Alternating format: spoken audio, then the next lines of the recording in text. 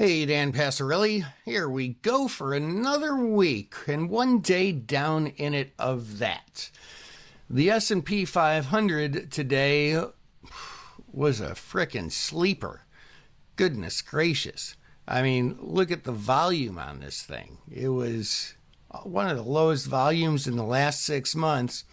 If we pull up a daily chart here, I mean, look, here, let's just look at just today.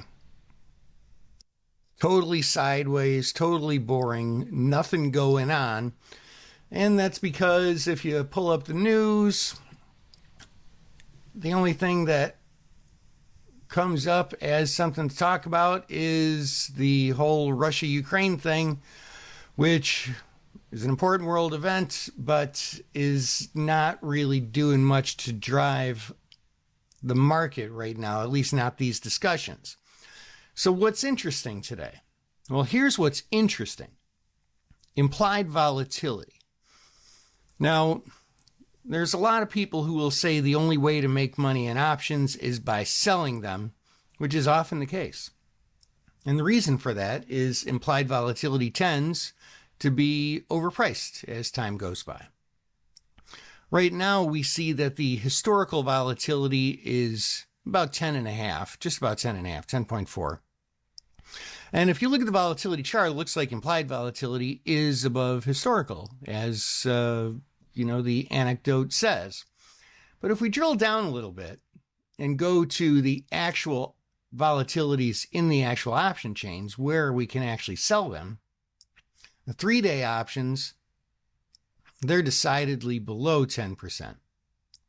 Selling 3-day options is not going to give you that edge that we really like to strive for when we put on option trades.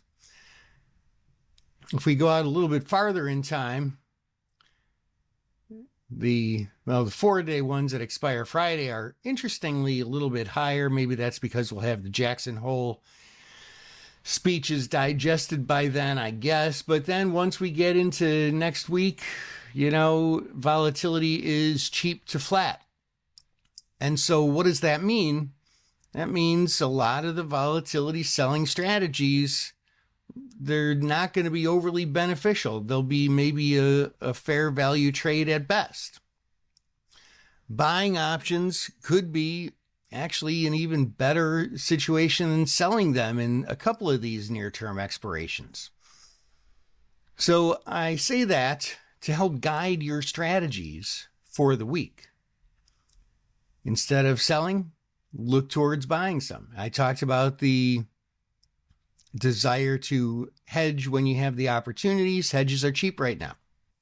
Right now, options are somewhat inexpensive. Hope that helps. This is Dan Passarelli, Trade Smart.